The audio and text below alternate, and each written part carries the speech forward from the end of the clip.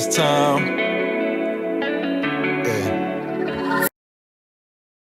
What's good? Amazing guest today. I've been super excited since I first set this meeting up. Tabitha Waite, author, over 21 books, very talented. I've started reading one of her books, but I have not finished it yet because it's like as soon as I got into it, I got 3 pages in, and usually, like with books, especially since I started the reading challenge, that takes like a chapter or two to really feel emotionally connected or to really feel like invested in the plot. But it's like immediately I felt deeply connected to what she was doing. Hello. Oh. Hey, how are you? Hi, how are you? Can you hear me okay? Yeah, I hear you fine. Pleasure to meet you. Oh, yeah, good to meet you too, Daryl. The paintings behind you look incredible. Those are silhouette pictures. They so look... if you go to antique stores and stuff like that, yeah, there you can usually find them in abundance. But I love all of the historical figures, the outfits. It looks like really reflective of your work and like the period of time that you work in, that kind of Victorian age. Especially that one picture with like the count. I think they're both on horses or something. I'm pointing to it from my end of the screen, but you can't see it. Well, there's a couple that are doing archery. Yeah. I don't know if you can see those. I see that at the very bottom. There's a ship, and there's one, of course, that's writing. There's an author up there. And there's one playing the piano. There's a couple that are in the ballroom, one walking through the gardens and having some tea. So yeah, I've been a nerd a long time.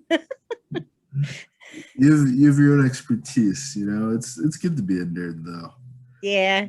What is it about the Victorian age that kind of gives you so much inspiration? Because you have a lot of books in that time period. Yeah, I brought some of them out. I think that one was the one that you were kind of reading on. The prequel one. Yes. Yeah, that was the prequel. Yeah. But this one, that was actually the first book I had published. Okay. And that is the first book in that series. And I wrote the prequel later. That's a beautiful book cover as well. Yeah, I wish I could say I designed that one, but I can't. But yeah, well, I like the Regency and Victorian, and a lot of people get those confused. Okay, so I know like Bridgerton was like a huge hit. Yeah, my girlfriend loves that. Okay, yeah, I was gonna say, I think everybody's heard of Bridgerton at this point. Okay, so that is the Regency era. That is when you had Mad King George. He was kind of deemed as unstable. And so then his son, the Prince Regent, took over while he was not able to rule. And that was kind of like your time period of the Regency era. And then the Victorian era didn't actually start until Queen Victoria took the throne. And I believe it was 1837. And she ruled for a long time. Wow. So yeah, a lot of people are like, they think it's the same. And it's like, no, really, it's a little bit... That you have the Georgian era, which was actually King George, the Mad King George, and then the Regency is kind of this little area in the middle, like where Bridgerton takes place, and then you have the Victorian, yeah. But I love it all. I love the fashions, and just imagine going in a carriage ride with that handsome Duke and that show. I mean, who wouldn't want to do that? Yeah, that's a little tempting. or a countess or something. Yeah, and a happy ending. I mean, when I was in high school, I read so many books that were, they were good books, but they were so sad. I remember one of them was Bridge to Terabithia. That was a kid's show. Yeah. But it became a movie. Did you read Bridge to Terabithia? I was actually in like the 5th grade when we were forced to read that book. Oh my God, that was so depressing. I cried. Oh my God. I know, it's like My Girl. Yes. Oh, yes. This is the same type of thing. Yeah. And I'm just like, I'm not going to invest all this time just to be miserable and eat a chocolate cake at the end of this because no. So That's what got me into liking the romance genre, because I'm like, yay, it's always happy at the end. It's always happy. And if it's not happy at the end, it is not a romance. And that is something people will argue about. Just like Romeo and Juliet, not a romance. That is The a tragedy. Yeah, fact. Same way with Titanic. Titanic is a tragedy. That is not a romance. It's like the worst romance. It's like the most toxic relationship you could ever be. Oh yeah. Yeah, I mean, I'm not gonna say that, the character you don't, as an author, you don't put your characters through tough times, because Absolutely. I mean, that's what makes it good. Yeah, that's what makes you appreciate the relationship. But man, it's gotta end with yay, everything's all good and everybody's happy. You have to overcome that. You touched on a really good point too, that I've actually been thinking about a lot, that a lot of authors use their books to cover some of like the most gruesome sides of life whatsoever. And it's like, Yeah. I was thinking about it last night. It's like we have like this amazing force with Hollywood that can honestly propel us so much further in the future if these amazingly talented people would just teach people something positive. Just give people Right. a little bit of something, because it's like divorce rates are super high. I guess I write romance, but I don't write like the typical romance. So I'm trying to read like more of your work and more of like Diana Rose's work, because I feel like you two kind of embody the romance genre and what people are looking for. I'm just trying to write about couples figuring the shit out, Yeah. It's hard. Well, hey man, that's a good guidebook, because sometimes I read a romance and I'm like, oh my gosh, you just get so mad at him. Sometimes you're just like, if they would just talk to each other, they wouldn't have to go through all that. But it's like super. It's not that simple in real life. You know that. It doesn't always feel that simple, but it always kind of seems like a lot of the bad relationships are self-imposed. It's like, if you just, like you just said, if you're reading the book outside looking in, it's so easy to say, if you just did X, Y, and Z, you would fix your entire relationship. Yeah. This whole book would not matter. But it's like they just exacerbate and worsen the issues. And it's like it's them making their own life worse. And I'm like, how about I don't do that? And I just help them slowly reach this point where you can see each other eye to eye, you can fix your relationship, and you can feel comfortable talking about the issues. Because it's like we have so many people that we can help their relationships exist and work and rekindle that kind of spark. And we don't have to like give up on this side. That's why I love Diana Rose's tagline. It's like where true love exists, or something that I don't think I got that right at all. But she writes about the expression and the idea of there being this true love, this like idea that you're going to fall in love with somebody, and this is going to outlast debt. This is going to outlast sickness. This is going to outlast criticisms and backlashes from other people. Instead, now, especially since I was growing up, 27 now, so I would say for the first 20 years, I kind of noticed this. It's like everything is about people breaking up. Everything is about it not working out. And then it's like this awkward phase, like, okay, they've gotten divorced, they've broken up, and now the story is about how they have to interact with each other after getting a divorce, and you couldn't just fix it to begin with. I don't know. It's just kind of like what's in my mind. But I just like that point that you made, that there has to be a happy ending. Like there has to be some form of resolution. So I did start reading. I do not remember the title because I have not finished the book yet. So I'm really sorry about that. Oh, that's okay. No disrespect intended. But it's like the beginning for the Baron, or basically how it all began for the Baron. Thank you. And it's like immediately within the first chapter, and I rarely ever feel this, and this is why I couldn't finish the book, is I immediately felt this deep emotional connection to the main character and what she was going through. And I'm like, wow, this is like an actual freaking roller. This is going to be a ride. I have to like prepare myself for this. I read like usually nonfiction, so it's like, okay, I just have to get to the. Oh, well, that's definitely something totally different then. Completely. It's like literally I told you, like from the first page of your work, it was like it captured that idea that I've been hearing about for so long, the first sentence needs to like fully engage you. The first page has to fully Oh engage yeah. you. You got to have that hook. And you just throw it like, I don't know. It's like you cast it right out there. There's no like build up or like. Well, that's good. That's good. That means I'm doing my job right. And, you know, I've wanted to write since I was 9 years old, and I'll be 44 this year. So it's just like, yeah, I mean, I have went up and down that writing roller coaster for a long time. And, you know, the more it is true. And I've been told this, that the more you write, the better you can hone your craft. You find your voice, you know, because I used to read and read and read and read and read. And, you know, there are so many great authors out there that I love, but I'm like, they each have their own spin on things. Yeah. And so you just have to find what works for you. And believe it or not, I mean, with all those books and writers and everything out there, everybody has their own way of telling. It could be the same story and everybody would tell it different. That's so true. Mm-hmm. Yeah. So do you think it's just you practicing writing and getting your hours in, or do you feel like working with editors, working with beta readers have also helped you kind of like? Oh, all of the above.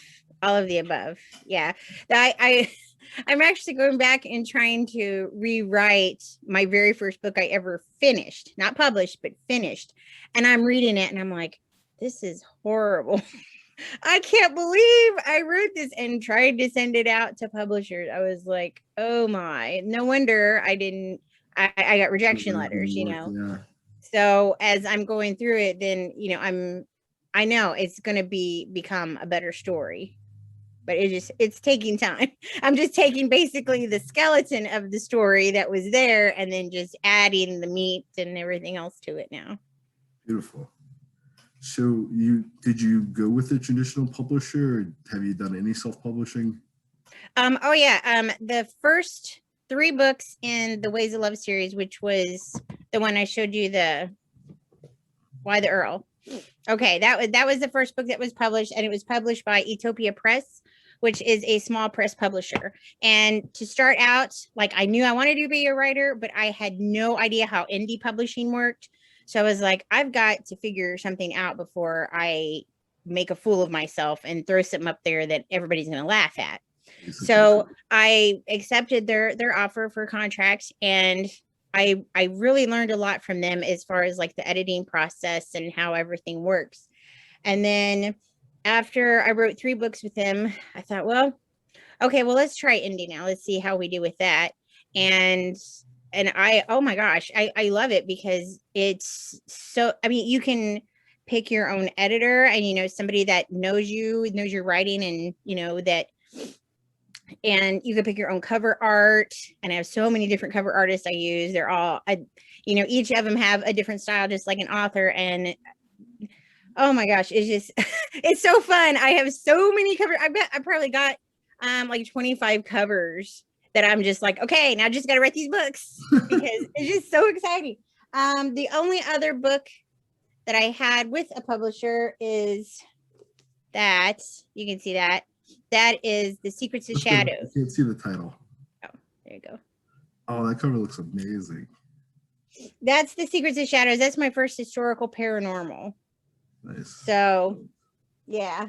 So, and that is published with Soulmate Publishing, which is another small press. So unless you're with like one of the big traditional publishers, you know, everybody's like, where can I buy your book? And I'm like, well, you have to go to Amazon or Barnes and Noble. I mean, it's all over, you know, digital, and you can even get paperback on Amazon. But if you were wanting to find me at Walmart, not yet, but I'm working on it. Yeah. That's cool, because I'm like, let me like formulate. I have to warn everyone that's on this show, like the way my mind works, I'll have like 5 ideas come at the same time, and give me a second to like articulate myself. Would you recommend that most people, because I'm self-published all the way. I have 7 books now.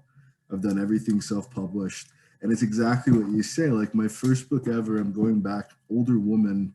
I'm rewriting it because I've gotten some really good criticism for the book, you know? Yeah. I've had people make really valid points of ways that would improve the story that I just can't ignore, and I can't like It's like, damn, that's a really good fight. I wish I would. Oh, that is a good idea. Why didn't I think of that? You know, like this past. Oh, I get it. I didn't go the traditional publishing route because when I was in my early 20s, I want to say in my 20s, but I'm not out of my 20s yet. So I can't like, I feel like. Oh my gosh. I wish I could go back to it. Oh my God. I wish I could go back to college too. That'd be phenomenal. Oh my God. Oh yeah. Going back and fixing the story. And I feel like this past year, I've been opening myself up a lot more to the criticism because like when I've tried to give people some kind of critique or form of like the other side of things, it's like I don't feel like I'm saying anything that harmful or saying anything that bad, but it's received in such a way like I'm giving them poison, and it's like, holy crap, this is what it's like. So like, I start with the traditional publishing because I was really in my own head about having people critique the work, having people giving the feedback or trying to change the story, and now it's like years after the fact. I started in about 2015, 2016. So it's been about 5 or 6 years now. And it's like, wow, this feedback is really helpful. Oh, yes. Yes. Oh, yeah, it definitely is. And before I sent books out to a publisher, I was actually working on Why the Earl is After the Girl, but I had entitled it something else. What the Earl Wants is what I had entitled it. And I had used this free critique site. It was called bookcountry.com.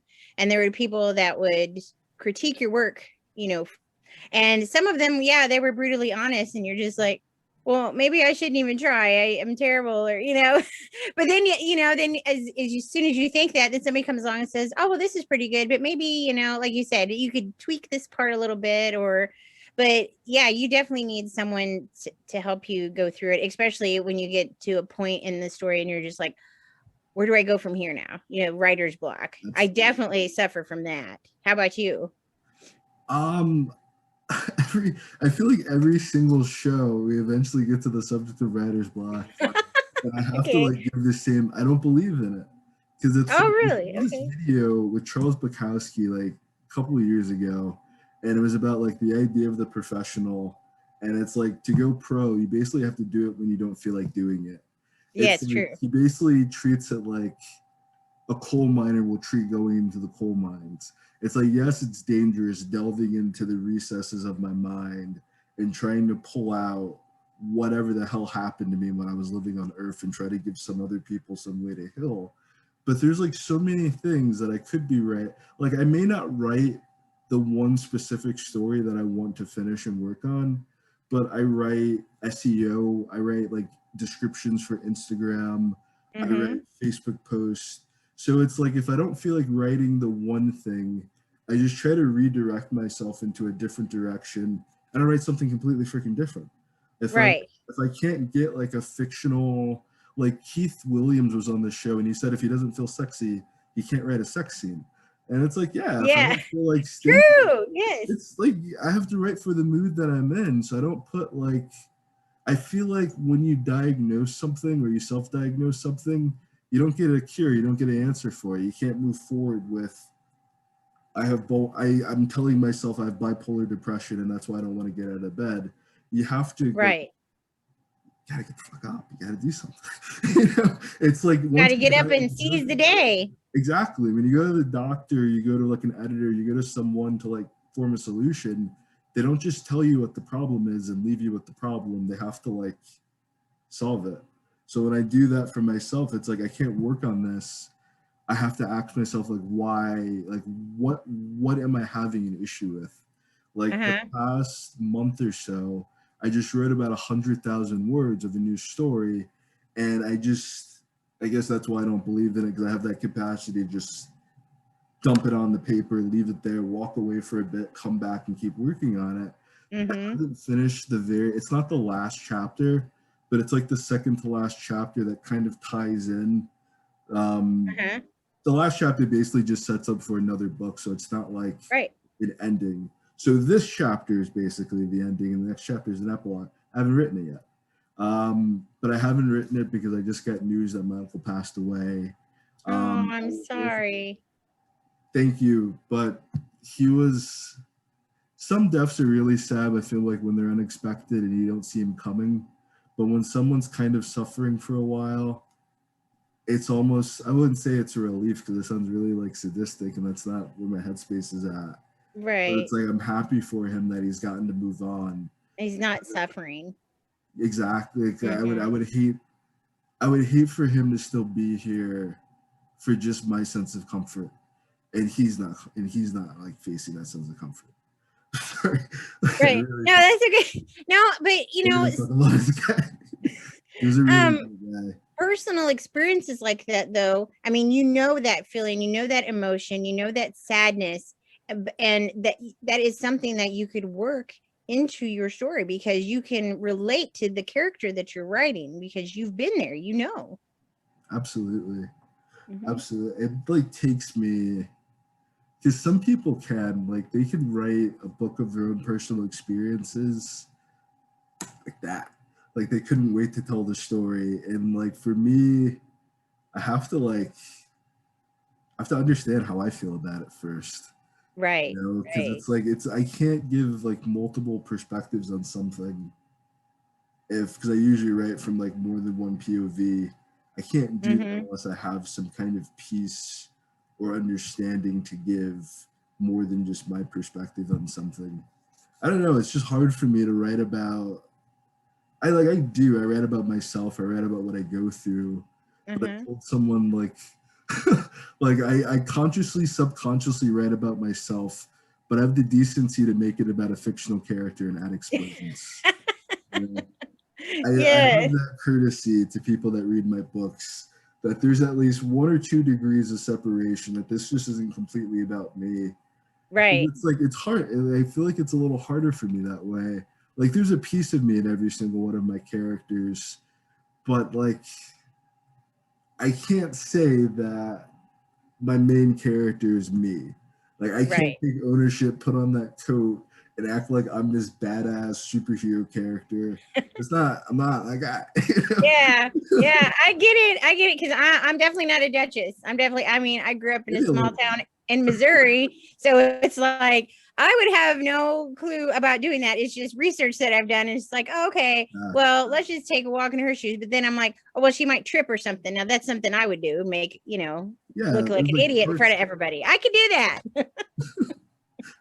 and fall in love, things of that nature. I imagine a All lot right. of the tropes that you.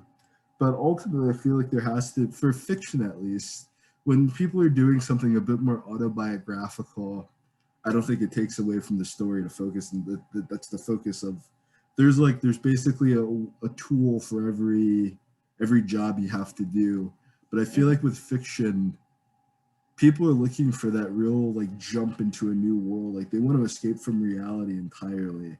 So I feel like focusing too much on like you can't escape reality by walking in my shoes for a day. Like that's Right. let's both get out the fuck out of here for a Well, little. yes, I get that, but and some people say that they want that escape from reality too. But I mean, even if you're going through your own thing and you're reading a book and it's a completely different problem, sometimes even that will help though, because you're just like, oh, and I can focus on their problem, forget about mine for a while. Absolutely. Mm-hmm. I feel like my book Best Friends is like that. That's like one book. There's 2 books I can say that I definitely poured everything that I was going through at that time. And that's Best Friends. It's more of like that's like a pure romance. 2 college students are falling in love, but they've been friends for so long that they don't want to like be more than friends, that kind of thing. But it's Right. also showing like that's the basis of a long-term pragma relationship. Mm-hmm. It just kind of took what I was going through with a breakup I had in college that completely like shook up my entire perspective of myself, of the world, of women. Right. Just kind of it made me mature a lot faster, trying to understand the reasons why it didn't work out. And it's like I spend so much time and so much energy. What is a solution that I can give? Like if I was going to meet myself in college while I was in that relationship, what is something that I could have gave myself to either save my relationship or to have just saved myself, saved my life, and set me on the right pathway. So I do agree. That's why I wrote that book. And then with another book, Wealth, Health, and Success, I had just lost my apartment. We got evicted. And it was like, I don't know if you've ever been evicted before, but it's like this dreading, long, excruciating, agonizing process of maybe they won't kick us out, maybe we'll get the money, or maybe, right. And it's like, you should have just planned to just fuck out. Like as soon as you got the first notice that, hey, you're late on rent, you should have just avoided the entire thing. Just came up straight with them, let them know what was going on, because you're going to go through the same process regardless. Right. And it's like we didn't understand that. We didn't understand finances. We didn't understand money. We didn't understand that working the kind of jobs we were working weren't going to get us the results that we wanted. We were basically working to spend money. We weren't working to invest. We weren't working to save. We were just doing it. Was like fucking slavery. We were just doing this shit to be doing this shit. It's like people go to college. They go to college to get a great job, and they get the great job to pay off college. It's like this revolving door system. Yes. Once we lost the apartment, I was living with my uncle. He's like a truck driver, so he's never inside his apartment. He didn't know that he had mice. So I'm like sitting on the floor one day, and I see a mouse for the first time, like up close in a place I'm living in my lifetime. And I'm sitting on the floor. Like I have a mattress, but the mattress is like 2 to 3 inches off the freaking ground. A mouse runs across the kitchen. I'm never going through anything like this in my lifetime, ever. So I wrote a financial. I'm sorry, I'm going on for a really long time. No, that's okay. I'm interested. Good story. Yeah, I want to know what happened to the mouse. What happened to you? Did you freak out? Did it run across you? You know. With the mouse, I had to go to like full mouse killer mode. We got some traps. I had to like put them in the right like locations.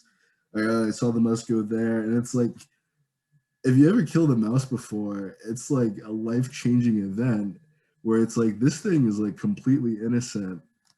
And this entire process, like he's just trying to get something to eat. Yeah, it's not his fault, but yeah, you can't continue to be here, and you're gonna keep coming back if this doesn't. It's like really brutal. I felt like real correlation with some of my characters, but I had to write a personal finance book for myself, and it's like the more I was learning about finance, the more I was hearing about people's financial issues. I'm like, wow, like nobody knows what the fuck is going on with it. And then I started definitely like, live and learn. Dude, for real. And then you start hearing the experts, and you start hearing their advice, and you start hearing the advice that they start giving each other. And it's like, wow, these guys don't know what the fuck is going on. It's like, I'm getting advice from you. You don't even know how to do this. Yeah. Exactly. They're like, wing it. I heard one guy ask Warren Buffett, like it was like a woman and a guy, and the woman told them that they got like $5,000, and they thought this was like $5,000. This is like the most money in the world, and Warren Buffett just had no advice to give them for investing. I'm like, you're the richest guy in the world, and you can't tell someone how to invest $5,000. Right. Like, a guideline for middle class poor people. There's no help for. Because they basically profit off of us not knowing anything. If you don't understand the eviction process, we kept giving them money. We kept trying to pay them off and pay them off and pay them off. Thousands of dollars that could have went to anything else. We could have probably bought a house with the amount of money that we spent trying to avoid this eviction process. The amount of money that we've kind of fundraised from family members trying to like get out of the situation. When it's like, no, they just want you to get the. Yeah, right. Yes. You don't know it, and there's no way to know. And there's no, if everyone has bad financial advice, there's no way to help you.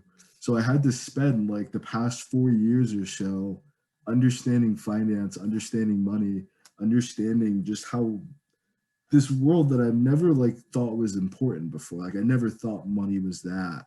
I was one of those just, who cares about the money? or people are too focused on money, or people are controlled by money. Yes. And it's like, yeah, there's a good reason for that. Yes. Yes. It's not yes. just, it's not them, you know, they have no control over that. It's just, that's how they perceive the world that they live in. And Right. to hear millionaires talk about don't focus on the money and then the money will come. It's like, well, these are two contradictory belief systems. Yeah. Yeah, exactly. I heard Garrett Gunderson, he's like a huge financial planner, analyst guy. He basically helps rich people manage their money because they don't know what to do with it. People basically get a crap ton. They start making $100,000 an hour the first time in their entire lifetime. They have no idea what to do with it but spend it. So they make $100,000 a year, but they spend about $95,000 every year, and it's just like they're living off of $5,000. Like there's a huge gap in it, and we think that a lot of people are making these amazing incomes because of luck or because of just chance or because they went to college. Mm-hmm. But there are people that actually have learned how to master finance. Not everybody that has a lot of money knows what to do with money. And it's like, I just had to do something for other people that I didn't have to live in a world where people were just being essentially just taken advantage of because they know nothing about money. Even payments on a car, how a late payment on a credit card can affect your credit score. Oh, definitely. Yes. But you think it's like from our perspective, it's like, oh, I don't have the money right now. It's not that big of a deal. They don't care that you don't have the money right now. Yeah. And they don't care what you're going through. They're just like, I need my money. I need my payment. Even if it's $30, like they don't care. Multi-billion dollar company. If you're missing $30, they're still gonna punish you for it, no matter. I don't know. I just had to like grow up really quickly. So I agree with that point. I definitely did have to take some life experiences to help other people because it just felt wrong. I think that goes full circle with what I brought up before too, is that we can definitely use writing, we can use movies, we can use a lot of these arts to help people. Like everything has to be a dystopian novel.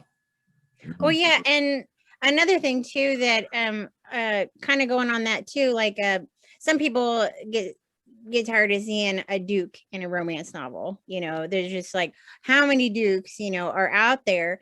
And so I mean, I'm like, that's true. And so I had actually written a couple stories about people that were, you know, that were living on hard times. There was let's see.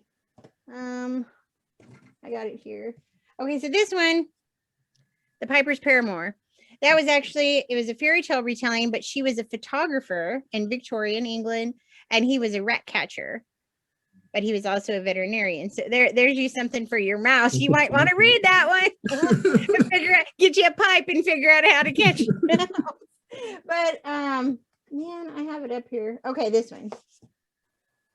I Promise Beneath the Kissing Bough. Okay, this one, he is a cordwainer. And a cordwainer is someone that makes shoes. A cobbler is someone that fixes shoes. And so I just thought that was a neat, interesting tidbit. And I like the word. So I was just like, I'm using it. Okay. And she was a washerwoman and her mother was sick and she had to take care of her siblings. And, you know, and she gets a job working to help with the, you know, making the shoes just to kind of have a good Christmas for her family because, you know, they're poor and they're making ends meet and stuff like that. And a lot of people really said they liked that book because it was something different. It took you out of that glittering world of Bridgerton and the ballrooms and everything. And it's just like, we became normal people. You know, and a lot of people resonated with that because it's like the finances. They could understand. They're like, oh my gosh, have I been there, you know, trying to make a good Christmas for my kids. Absolutely. You take them underneath Downton Abbey. You get to see how the people underneath the floor. Yes, exactly. Did you like Downton Abbey? Oh, I love Downton Abbey. Nice. Yes, I would love to go to England and see. I can't think of the name of it right now, but I would love to go see where that was filmed. Beautiful. Yeah, I watch all the period dramas, Poldark, and man, I can't even think of them all now. But yeah, if there's anything on PBS or something, I'm like, oh yay, I gotta watch it. Have you considered writing anything from like the Medici era, or like that kind of I guess it's a little older than the medieval Victorian age, like kind of like Yeah. that ancient Roman time period, or is that just not of? I would have to do a lot more research into that because I'm not immersed in that type of world, but I mean, like gladiators and stuff like that, sure. I mean, that would be interesting. That'd be pretty cool. The Hmm. research does play a huge role, just so that Google knows when they like scan over this with their spiders. Yeah. Research is very important to writing a book, right? So I'm Oh doing yeah. these crazy Google searches. It's a part of my work. It's not for personal interest. So, how much research, or like how many hours of research would you say? This is a weird question. I can already tell this is going to be a really weird question. But from basically the beginning of your career, you said you started writing at 9:44 now. How many hours of research have you done on your time period and on your specific like genre? Oh man. Yeah, I told you it was a weird question. Getting it out was probably Well, a lot of people ask that actually. It's not as weird as you think. A lot of people ask, well, how much research do you do? And it's just actually I'm what you would call okay, so you have like a couple different kinds of people. You have the plotter and you have the pantser. So I'm sure you've heard those terms before, but the plotter, in case anybody doesn't know, is someone that has it all figured out. They know how the story is going to go. They know from beginning to end. But a pantser is just somebody. It's like, let's just start out with a sentence and see how it goes. Okay. So that was my mom. Oh, that's okay. That's okay. Hey, we all have families, right? Yeah, I just told everybody, stay in the other room, leave me alone. Keep the dogs quiet. I'm sorry. So you were saying a pantser. So you basically flying by the seat of your pants. Yes. Okay, so that's where it's going. And so with research, I just kind of let the story and the characters take me where I'm in my imagination, it's all going where it needs to go. And then if I come across something, I'm like, is that something that they would have done then, or was this around at that time period? Then I just kind of research as I go along. So it's not like I'm going to sit here and research the whole book. I kind of research as I go along. Now with okay, this one, Behind a Moonlit Veil, that's a Victorian story, and I wrote it around the time of Jack the Ripper. So I did get a book, and I did a lot of research beforehand because I love the kind of the interesting, morbid, vintage, weird kind of facts that you find. I just think that's so interesting. And you always think about it being such a proper era. Oh no, it's it's not as proper as you would imagine it would be. It's a pretty gruesome time period. Oh, definitely the Victorian era, because there was an influx of so many immigrants, and and it became crowded, and just people were suffering because there just wasn't enough work. And so I feel like I don't want to get like racial at all, but I guess I'll get like American historical. I don't think a lot of people realize like this modern era of America, how good we really got it. Oh, we do. The people that came here, I understand like every other group of people suffered, but when you do understand what the European immigrants were going through to come to America, oh yeah, rough. Mm-hmm. It's like I did not get it when I couldn't have understood it when I was younger, before I started meeting certain people or doing certain research. I would have never been able to have the perspective of having sympathy for people that have done what was happened to African slaves or to Native Americans. But seeing where it came from, I was like, oh, okay, well, yeah. So what got me was like I heard a piece about the chimney sweeps, and oh, definitely. All that like fucked up. It's not as cute as Mary Poppins would make it sound, right? I mean, really the poor kids. That's what I'm thinking. Child labor was a major thing, and oh my goodness, fighting that battle like even after that time. I feel like even nowadays we talk about teenagers working, and we talk about not raising the minimum wage because these are jobs for teenagers. Why are teenagers working? when they should be focused on school? Why are things set up in that type? And it's like we have like so much further to go. We get so like caught up on not discussing, because the basis of why I asked you the research question was because I wanted to know like how important historical accuracy was. And then I got like lost on that point about American nationalism. Well, I mean, it's true. I mean, yeah. I think historical accuracy is important to a point. I don't want somebody to read my book and think, oh, well, this is nothing but a history lesson, because my main goal is to entertain. You know, there's lots of period dramas out there, and even some people said Bridgerton wasn't always accurate as far as their fashions or something like that. And I'm like, who cares? It was a good story, wasn't it? Yeah. So let's just focus on that. And that is my mentality. My tagline is I write romance with adventure and heart. So if you want a good story that's going to have a little bit of steam and a little bit of, you know, in it, then hey, then there you go. Check it out. But I mean, if you're looking for a history lesson and everything to be exact, I mean, like I say, I'm not going to have a cell phone, you know, some dude talking on a cell phone in his carriage. I mean, I'm not going to go that far with it, but you know, at least give him a pager. Yeah.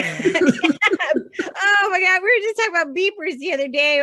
Me and a friend of mine. I'm like, oh my, the good old days that the kids nowadays, like even my girls were like, what's a beeper? I wanted to ask you that so bad just now. I kind of relate in my head, but like that was right before I was like even, what was a beep? Like what was a beeper? Oh my gosh. You know, okay. So it was basically a way for somebody to get to a phone to call you.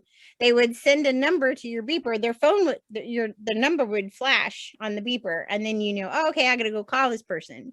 So it was just like right before cell phones. Right before text message. Oh my God. My girls call me an internet fossil all the time. So, and I said, hey, to be fair, there was still typing class when I was in high school. We still had chalkboards and everything. So yeah.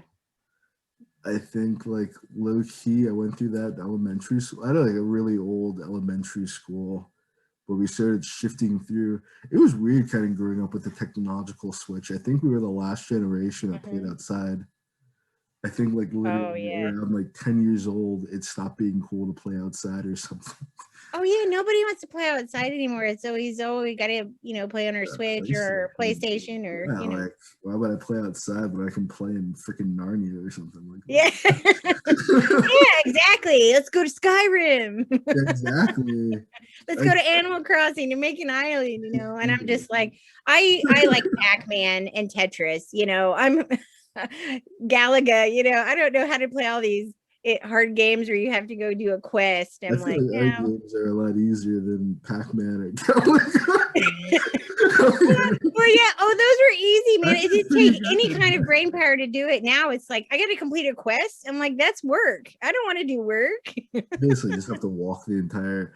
I feel like the majority of modern video games is just walking. I'm like dead ass serious. Like I feel like most of them are just walking. Oh yeah, it is. And every once in a while, you got to kill a monster that's coming after you or something. Yeah, you kill it, and then it's back to. And like after a while, you think like, how? After you do all this inside of heavy armor, how are you not exhausted beyond? How do you just keep doing this? Oh, my girls like to play Zelda, the Legend of Zelda games. Yeah, and you know, they'll ride the horse, and then he'll stop. And sometimes if he runs, they make it where he has to catch his breath. And I'm like, well, at least they're trying to make it, you know, accurate. Yeah. But oh my goodness. That's another game where like the majority of the game is just running. Yeah, yeah. You don't have time. Like you're literally just traveling from this place to this place to this place to this place. I can't do this. Yeah, well, you know, now that I say that though, Pac-Man, what's he doing? He's just going all around in the maze of the board, trying not to get killed by the ghosts. Technically, he's getting like those dots while he does it, his power pellets, but yeah, just running. I'm serious. Oh, I love those power pellets, man. When you had the ghosts on the run, you could never catch them, but they could always catch you. Thinking back to like what you said on historical accuracy, though, I think that's important for like a lot of younger artists or newer like authors to know. because I feel like there's a lot, just going back to even what you said about writer's block, I feel like there's a lot of paralysis. I feel like a lot of people are finding like these kind of sticking points in a way that either with their marketing or sales, they didn't get any results with randomly posting a picture of their book. I just had someone, oh my God, I just had someone over the weekend, and like bad marketing, like low key bothers me. I love good marketing, but bad marketing just kind of like hurts my soul. Cause like you're putting a lot of this time and effort in, and it's like the same person, like every other day would post a picture of both his books and just a wall of links to his book. Like I only need one link to buy your book. Yeah, right. But it's like, I know, like you have not said, I told him, like, you haven't said anything about what your book is about. I literally, at least put the blurb. Nothing. Yeah. Nothing at all. It's like, I literally took what he put into Microsoft Word to check the word count. He had 35 words and none of them were used to describe his book. And I don't know, I just had to kind of ask him, like, what are you doing? Like what is the purpose of this? People aren't just gonna go, oh well, I'm just gonna go buy this book. They gotta know, oh, this sounds interesting, you know. That's what makes them want to check it out. I think that's why it's important to be a good reader, even though you said writing is super important in the process. That's what we're doing. You have to get better at that. But I feel like when you are like a reader, I don't know, I feel like reading really tells you how to be a writer. I feel like it solves like the whole thing, because not every book is super historical accurate, but it just sticks close enough to honor the time period essentially. But it also serves me, now that I'm talking to readers, I'm sorry again, I'm trying to like formulate a thought in my mind. I'm like at least it's still on the track. A lot of times mine jumps it. This is how I've kind of, being honest with people about it has helped me kind of like, because we're having this conversation for the first time. I don't have a script or anything. I didn't plan what I'm gonna say to you, so I gotta take a second to like get it into my head. It's my first time living in this time. But like even in that kind of case and situation, it just felt like if you yourself was a reader, would you not have like, how would you have responded to it? Sorry, that's my son. She has it under control. Hi, son. My mom today, but my son today. Pretty soon Amanda's gonna come by. I don't. Might as well just visit now. But I felt like if, like, as a reader, like, why would that have worked? You know, sometimes people struggle in like this industry, or like they struggle in like their writing over things. I think quotation and punctuation are like the two major things that I hear people kind of complain about, kind of holding their writing back, is they don't know how to write dialogue, or they don't know how the grammatical rules of quotations work.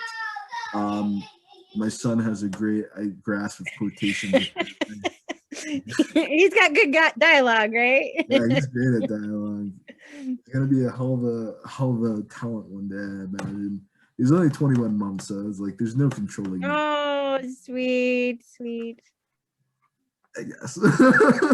My girls are 20 and 14, so I miss those days. Oh my God. That's why I'm like, really, I try to be super patient, because it's like, I'm never going to get this. There's some times where like, I really want to yell at him, and I'm just looking, I'm like, I'm never going to have this moment with you back again. I know. And then they do something real cute, and then you're like, oh, well, I'm not mad at all. You just do whatever you want. It's okay. There's one day I said that to him. Like I think he spilled something or something, and he was like crying. No. I was trying to put him to bed, and he didn't want to go to bed. And he was crying, crying and screaming. And I just like rubbed his leg. I'm like, you know what? I can't even be mad because you're never gonna be this sad again. And he saw me get sad, and he like stopped. He's like, oh no. Hey, that works. Reverse psychology. There you go. I had to learn something from my dad. Yeah, there you go. You always think about that. Like, I can't hit you, kids. I gotta like find another way to reach you. Yes. I don't know. Yes. It's a big deal. Like, you should be hitting people. Damn, we were on the train. We were running down the track. Oh, you're talking about dialogue. You gotta pass by the stop entirely. No, it's fine. I couldn't even like figure out what I was gonna say, so I can't even like recollect the question. Was Like it you were talking about dialogue and that? I was talking more so about like I wanted to like segue into like kind of things that hold writers back and cause that kind of like action paralysis. So I think dialogue and quotations is one. I Oh, I think see. the idea that you need to have like 1000% perfect punctuation is another. Like I'm learning that you definitely need your book to be well edited enough for people to have some Right. sense of clarity, but Mm-hmm. also you don't have to pay someone $1,500 if your book is not going to sell. It just Right. doesn't make Right. any sense to upfront the editing and not upfront the marketing. But I just kind of wanted to segue into like ideas and things that kind of like cause that action paralysis. And I think like one of those like top major things would also be the idea that your book has to be 100% accurate, or every single fact in the book has to be true. And it's like you have to do hours of research if you're going to be a historical fiction writer. And I don't know, any ideas about that or things that kind of like hold people back from really crossing over into the next level of writing? Because you have a lot Mm-hmm. of people that they'll write a book and they're afraid of publishing it. They're afraid of even just self-publishing it and putting it on Amazon for people to Right. see. It's like they're holding it back, but then they're also saying that they want to make a living off of writing. And it's like you can't make a living off of something that you can't. You're not even putting out there for people to Exactly. see. Mm-hmm. So yeah, Yeah. Well, I think that for the most thing, I mean, if this is something that you want to do as a career, I mean, you've just got to do it. You have got to stick with it. Just like doing research for a book, you have to do research into that. Marketing is very hard. There is a lot of competition out there. I would say before somebody even tries to publish a book, get your social media following. You know, talk to people that write in the same genre as you do. I mean, that really helped me a lot. And um and other than that, you know, make sure you have good cover art. You want something that's going to catch the reader's eye. You know, they always say don't judge a book by its cover, but they we do. do. I mean, we really do. And we're like, oh, that book looks good. And you know, you gotta there's so much, and like you say, it has to be edited good. And there's so much more to it than just, oh, I wrote a book, now what? Oh, okay. Well, here's this scroll of things that you really should check That's mark off first, you know, before you send it out there. And then, but don't let yourself be afraid, and know, you know, tell yourself it's okay if somebody doesn't like it, because not everybody is going to like the same thing, and that's okay. But, you know, and you really got to have a stiff backbone, because, you know, some reviewers can really be mean, and they can really tear you down. And, you know, there's been times I've had a review that wasn't 100% 5 stars, and I'm just like, I'm terrible, you know, just like untangled, you know, and just like, I'm a despicable human being and I just should quit. And, you know, but you just, you know, just like falling off the horse, like, okay, well, what did they not like? Well, let's learn from that and, you know, apply that next time. I love when things go full circle. That definitely connects back to a lot of what we like began talking about early on with being able to take criticism and being Yes. able to like absorb this kind of blows. And I think it's Mm-hmm. true though. Like this is like one of the highest rejection like jobs in the world. I don't Yes. think really maybe giving your scripts to Hollywood producers might be the next step for rejection, or door-to-door marketing or sales might be the next step for rejection. But you're never going to face more. Someone picking up a book to read is the most erroneous decision that you make as a person. If you have Right. 5 books lined up in a row, they only have about 2 weeks, maybe a week to read each book. You're looking at like a five, even if they like were a really dedicated reader, you're looking at about like maybe 5 months until they reach your book.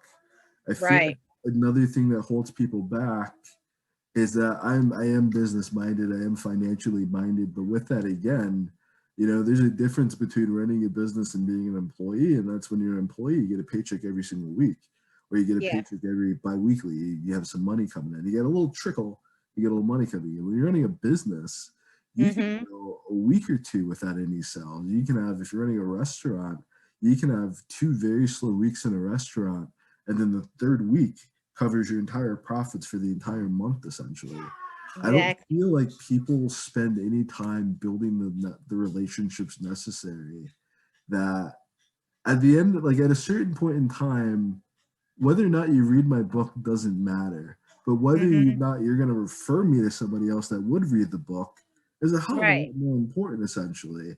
If you read my book and you don't like it, I got one person to read my book. If you heard of my book and you hear about what I'm doing, you hear about the type of person I am, then when someone's asking you a book to read, you can go, this freaking guy is gonna.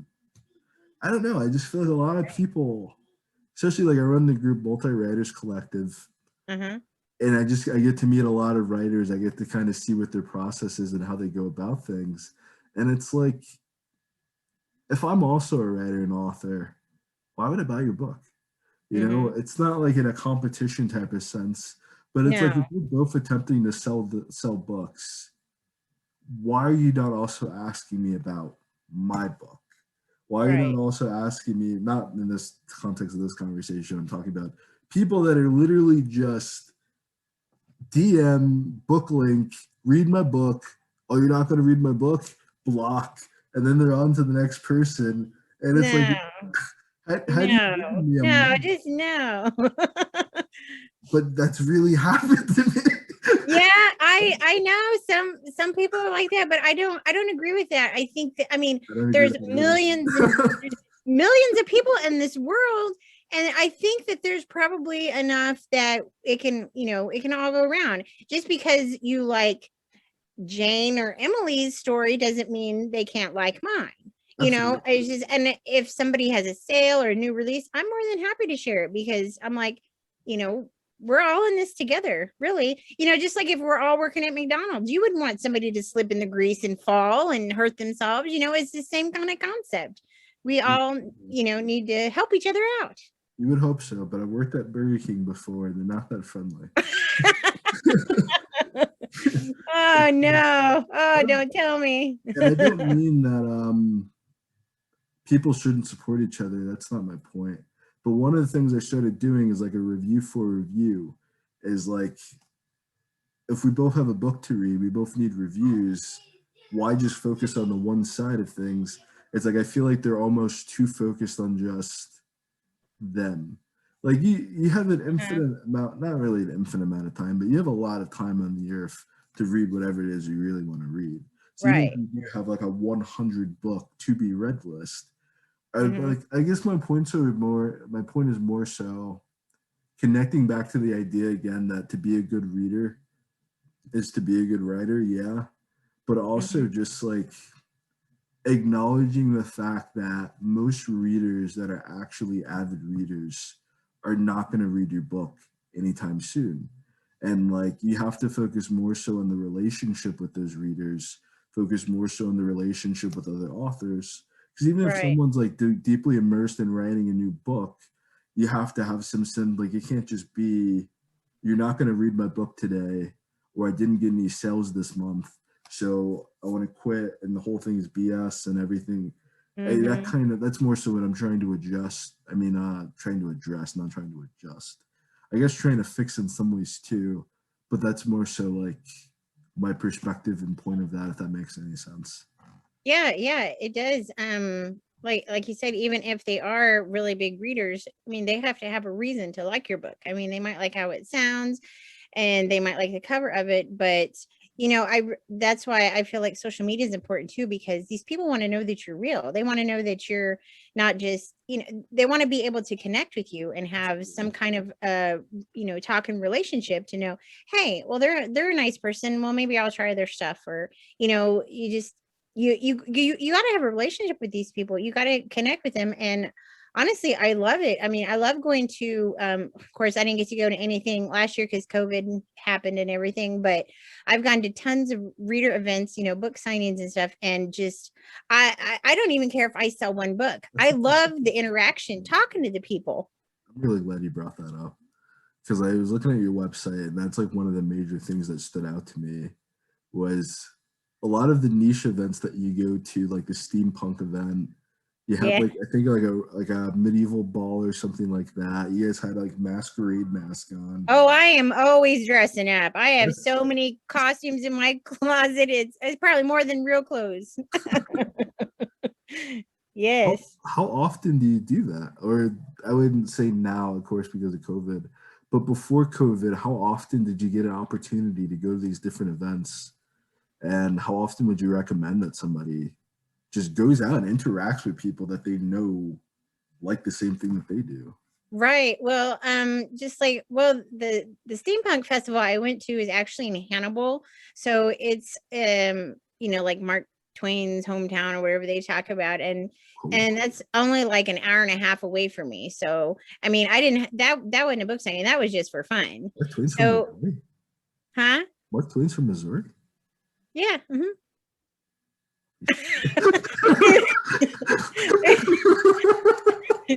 Yes, actually he is from Hannibal. Yes. Yes. Yeah, so they have like a little tour and everything down there. You can I mean it's still a pretty small town, but it's nice if you get the chance. And we took a steamboat ride and everything. That's where that ball was on the steamboat. But I've gone to it. I mean, and I try to go to things at least that are close by, and like the Renaissance Festival in Kansas City. That is I love that. I love to go there. It's a lot of fun. But now I've gone to California to a historical romance retreat. Nice. And oh my gosh, it's just, I mean, we have tea. I mean, we have the ball. They even had like bathtub gin for us to drink because there was a Roaring 20s night, and I was like, it was really good. And I had like a couple cups, and I was like, woo, it was really I loved it. It was so much fun. And that's why I go to this stuff. It's a social interaction.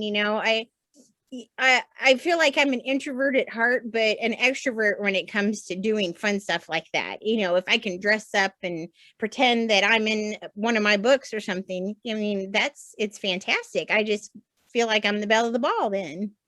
You get to like take on a whole new persona too. You don't have to Yeah. necessarily be the introvert. It's like you can be a new element of your personality. Right. That's Right. incredible. I don't like, how do you prepare for those events then? I've never done a book event like at all. I've never done anything like that before. Well, I have a little cart that I carry carry around with me, and so like that's got all of my like book swag and stuff. They give out to readers like bookmarks or chapstick or hand sanitizer or something like that. Right. And that's if I'm going to do a signing. And then of course I have my books and whatnot. But then if I'm just going to go to like an event just for fun, like the Renaissance Fair or like the Steampunk Festival, I mean, I just pack my costumes and just head out the door. I mean, you don't have to spend a lot of money to go do a lot of this stuff. I would definitely look for local events first. Try the library, your local library, have some of your books. Yeah, have some of your books there, and even check out your Barnes and Noble. There's a Barnes and Noble about an hour from me, and they had like a writer's weekend that they had set up. So I was lucky to go down there. That was my very first book signing. And that was I believe around March of 2017, because Why the Earl is After the Girl came out in July of 2016. And then I thought, well, okay, I'll go down there with a couple books. And it was pouring down rain. And I was like, oh my God, nobody's going to show up. This is going to be horrible. But actually, I did have a few people show up, and of course, most of them knew me, but it was still, I mean, I love to have their support. And actually it meant a lot to me because of course I said I wanted to write since I was 9, and I was in the 4th grade, and my 4th grade teacher actually showed up. And yeah, so that made it right there. I was like, I don't care for anybody else, I was glad for whoever came, but I was like, that just made it for me. I'm sorry, like I didn't catch it the first time you said it, but the second time I did. 9 years old was around the time that I really got into this too. Uh-huh. I don't know if it's just something about that age. So what was the last event that you were able to go to?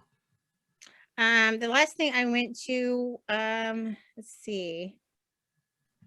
It was the historical romance retreat in 2019. Nice. It was in September, and that was in Riverside, California. Gorgeous, beautiful place. It was held at the Mission Inn, and if you ever get a chance to go to the Mission Inn in Riverside, I highly recommend it. It is a gorgeous hotel, and of course, California weather is perfect. You're in Southern California? Yes, in Southern California. So we were just having me and my mom were having a conversation about California, and apparently Northern California weather is like terrible. Oh, I haven't been to Northern California. I haven't been further than LA, but yeah, it's. I've never been. Where I don't even know. Where are you from? I guess I should have asked that. I'm from New Jersey. I've been to the boardwalk in New Jersey. Nice. It's beautiful out there too. Colder. It's colder than California. It's really cold. But I loved it. I couldn't get over the traffic on the East Coast too. It seemed like you know. Oh there's just so many people that live here. And it's people just come here all for the same thing. And it's like, you guys can't all have this experience. Like, the more people that are here, the worse it's going to get because there's too many freaking people. It's like you have literally people living on top of each other. It's not, I don't have that kind of situation where I live. I live in like a really small town in New Jersey. So you don't have like any of the normal New Jersey issues or, I don't know. It's more like, I live in Vauxhall, so it's more like living down south in a lot of ways. Like a lot of like some of the roads don't have like any sidewalks. A lot of the houses are kind of like a little bit smaller, but just enough for like one family or two families. But then if you move like just right up the road, you're back in tight of like people living on top of each other. And it's like, I hate apartments. I hate townhomes. I hate like these massive gatherings of people living and paying more than they. It's like, it's so fucking expensive. I'm sorry, I'm in a Jersey rant right now. Yeah. That's okay. It's expensive here. Yeah, it makes sense, and it's like, it's not. It's like they say like it's expensive because it's close to New York, but like New York, like I haven't been to New York since I was like 9 or something. Like, it's been a really long time for me. Maybe like in college, going through like LaGuardia Airport to get through New York back to New Jersey. But it was like the worst experience of my life because New York traffic is like the worst traffic on the planet. I've heard that. I'm supposed to go to New York in October for an event, and I've never been there. And like I said, I live in Missouri. I grew up in a small town. I live out in the country in the middle of nowhere where literally like the postman is like, that's rush hour. Yeah. So I know I'm just going to be like, oh my gosh, this is crazy. You know, I'm definitely going to look like a tourist. I'm not even going to have to wear like a camera or anything. Yeah. I'm going to stick out like a sore thumb, but I can't wait for the experience. I feel that's one of the bit. I can't like just bash something without saying anything positive about it. That's just part of my personality. But New York has like so many people there. And it's like at any given moment, you have people like that are from everywhere. Like they're from any part of the world that you can imagine. That I feel like to be a tourist is almost to be a New Yorker in a sort of way. That there's constantly people coming to see what was built there. Because it really is an incredible city. I won't even lie about it. The Statue of Liberty and Ellis Island. I mean, I can't wait to go visit that because ESPN zone, like the Buffalo Wild Wings in New York, like everything, like any restaurant that you have anywhere else in the world is not this. In New York, it's like a spectacle. Like the McDonald's in New York is like, it's a movie theater. Like I don't know, I'm exaggerating. It's actually an event, probably. Exactly. That's what I'm going to look at it as. You know, it's like I don't know. It's like everything's just completely different up there, and that's why I don't like it because it's more expensive for that like spectacle. Like I feel like it's a gimmick almost. And it's just a gimmick to get more of my freaking, because I already deal with that in New Jersey. You know, it's just a gimmick to get more money out of me. So I moved from one neighborhood, and now everything is $5 more expensive in this neighborhood because $5 adds up to keep people out that can't afford to live in this neighborhood. I don't want to live like that. I have to pay more just to not live around a certain type of people. I don't have that kind of like weird fucking mentality. I just want an affordable place to live. You should move to the Midwest, and because things are actually pretty cheap here. Of course, it's boring. I mean, you have Kansas City and St. Louis is on opposite sides of the state, so that's basically your bigger cities. But I don't live near there. It's like 2.5 hours to get to an airport. So either way. I used to live in Ohio for about 5 years. So I've had a little bit. People are a lot nicer in the Midwest too. Like, oh my, I love the Midwest. I've had a few friends that are from, I believe it's Tennessee is right underneath Ohio, if I'm correct. Or Kentucky? Kentucky, yeah, thank you. Or maybe Tennessee. Okay, no, it's definitely Kentucky. It's definitely because they're from like Southern Ohio, and it's like that area was like Kentucky, Ohio. So yes, Kentucky. Yes. Well, I've been to Louisville a couple of times. That's a really nice town. And actually, they have a Jane Austen festival every year, and I've gone to it twice. It's in July, and I tell you what, wearing a dress and a bonnet and everything in hot July, it's murder. But oh my gosh, but it's so fun. It's just that same kind of, ambiance and, you get to experience what it was like during that time period. Yeah, it's like a Regency Comic Con. For real. So who is your favorite author? Or who like inspires you the most? Oh my gosh. You brought up Jane Austen now. And are you more of a classical girl? Are there any like modern authors that you like? I appreciate the classics, just like Jane Eyre and like Wuthering Heights, which I wouldn't call it a romance because it's sad and I would call it a tragedy, but I still enjoyed it. But I do like more of the modern twist. A lot of people talk about Georgette Heyer, and how she's kind of like a writer, kind of like Jane Austen as far as the Regency, but I like the newer twists. I like Tessa Dare. She's got a lot of good humor in her stories. I love Sabrina Jeffries. So there's a lot of new authors that I have on my shelves. And of course, I like Julia Quinn and Lisa Clay Paz. And man, the list could go on and on and on because, like I said, everybody tells a similar kind of story in a totally different way. Absolutely. And they're all wonderful, all fantastic. But I like the newer ones because the older books, they didn't have the open bedroom scenes. And if you don't know what an open bedroom scene is, that's where you're describing everything in detail, that what goes on behind closed doors between your couples. And to me, I just feel like I like books like that because I feel like that's part of the relationship. Eventually that's where it's going to lead up anyway. Word. And not everybody likes that. Some people like it to be like a sweet story, but if you're going to read mine, most of mine are you're going to know what's going on. But I haven't heard the term before, like open bedroom scene. Okay, so we're just basically where you're describing sex scenes. Oh. Yeah. So you're like, okay, yes, interested. Yes, and so a lot of and then you have the books where you call them sweet, where it's just like maybe just a kiss in the story and that's it, or the door closes and fade to black, basically, so you don't know what's going on.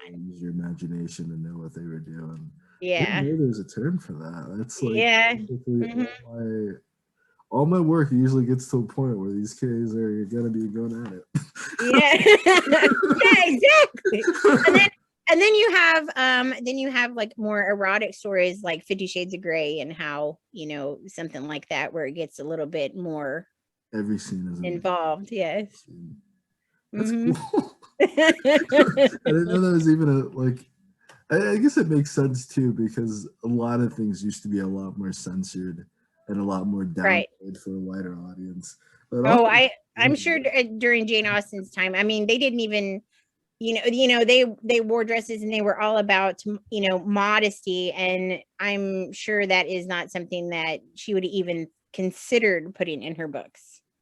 But if you watch, like when, I don't know if you've seen Bridgerton, like I said, but if you watch Bridgerton, it's like, they have the love scenes there and it's like, yes, because we want that. We want to know what's going on with the couple. She's a Bridgerton gal. I watch Game of Thrones.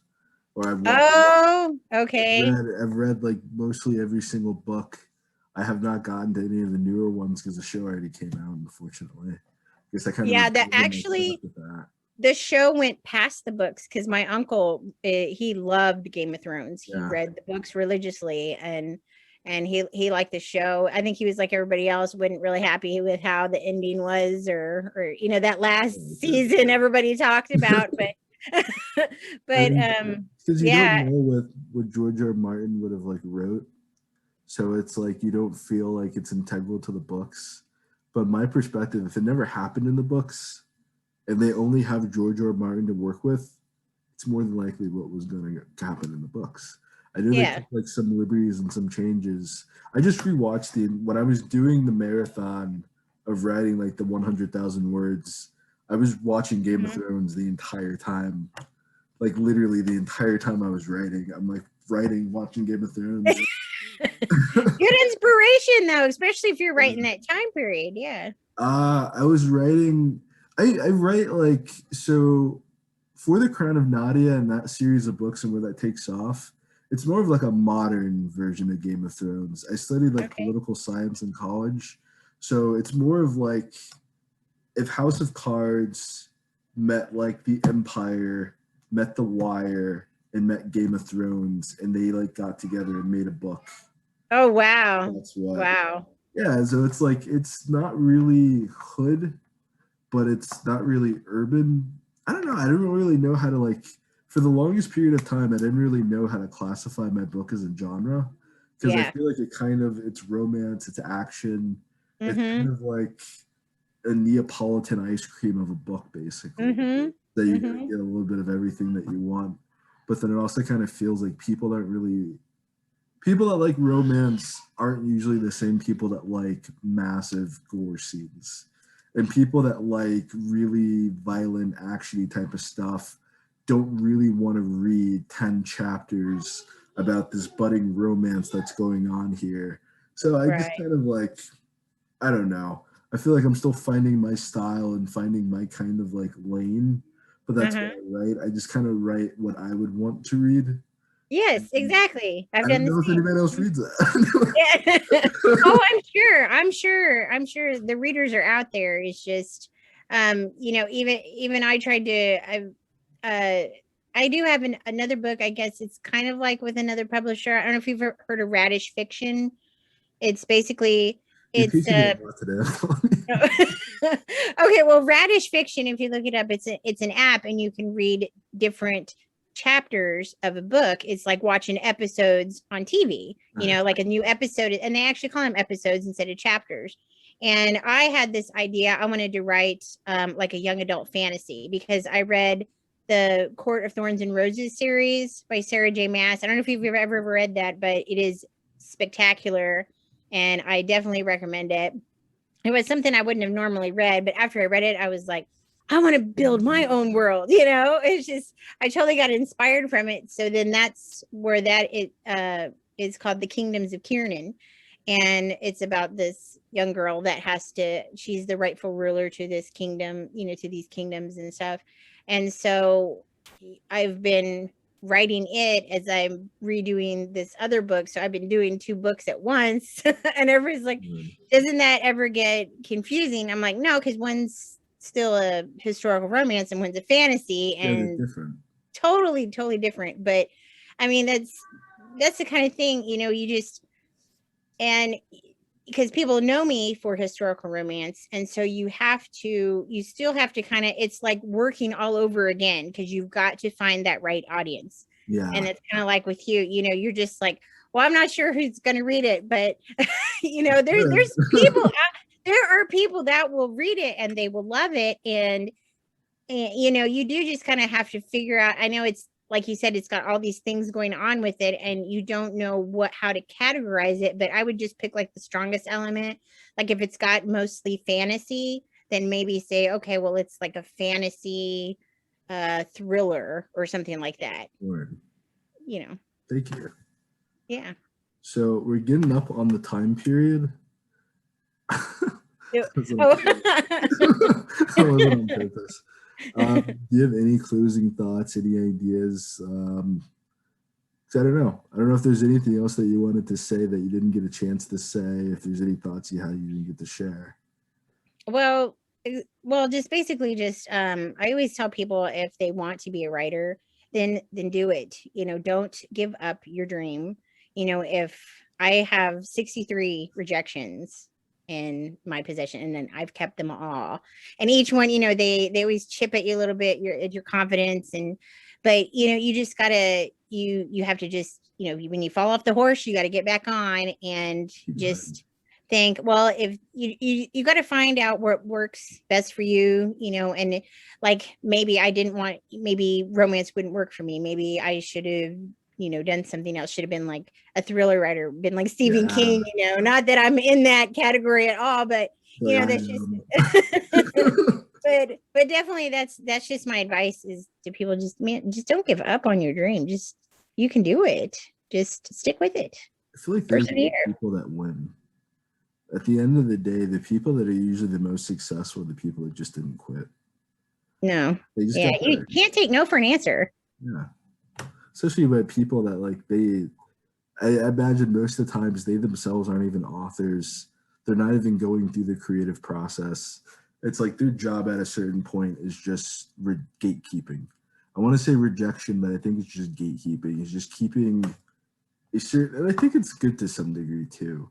So I see like some of these books that come out that make it to Kindle, that get published. A lot of them aren't really all that. Had they gone through a traditional publisher, they wouldn't have been accepted. I still think it's great that the author created the book. I still think it's great that they got themselves out there and expressed it. But I do see why, and I couldn't see why at first. I really could not see why when I was 19 or 18, why the industry was kind of set up the way that it was. But now I get it. Right. Well, and you don't want to just put a book out. You don't want to just throw a book up on Kindle just with the fact, well, I'm going to make a bunch of money. You have to love what you do. You don't want to just throw a book up there without any kind of, not marketing, but any kind of, you want to be proud of what you're putting out there. You don't want to just throw it up there just to throw it up there. This is quality. Something that you spend a lot of time with. Like I write about 10 on a normal book. I try to go for 80,000 words, and I write 10,000 words a week. And so it takes me about 2 months, and that's a lot of time you spend behind your keyboard and everything, and ignoring your family. You know how it is. But I mean, it's just because you have that drive and you're just like, I've got to do this. These people, these characters in my head, they won't be silenced. They've got to get out somehow. And I mean, that is what you need. You need that kind of drive. You need that mentality. You think, even if I don't sell one book, like you even said, I write the books I want to read. You got to write for yourself too. Absolutely. Well, I want to thank you for coming on. This has been absolutely incredible.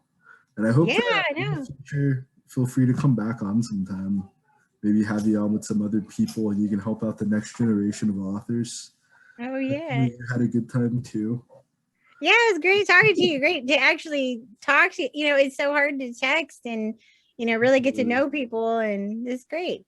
That's why I made this show, is that I just wanted to network with other authors, be able to because usually we don't talk to people, I would imagine. A lot of us are really introverted.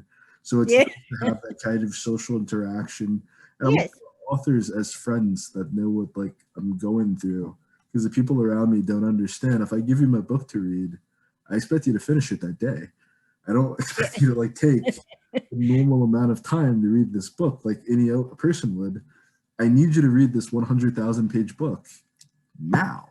5 minutes. Oh my gosh. No. Oh my gosh, yes. But again, thank you so much for coming on, and it's been an absolute honor. I've learned a lot from you today. Yeah, same here. Yeah. Video will probably be on tomorrow around 11 o'clock. So I'll tag you in it. Please share it with people. Oh, definitely. We'll do. That's all. It's just kind of going to cut out now, and I don't want to be rude, but. I know. You got to do what you got to do. That's fine. Is she going to hang up first? Am I going to hang up first? No, you hang up first. All right. Have a good day. Okay. All right. You too. Bye-bye. awake, go get my cake, I ain't taking no pay cut, know that I'm wildin'. It's time to wake up, and go get my cake up, I don't break up the makeup, know that I'm out here.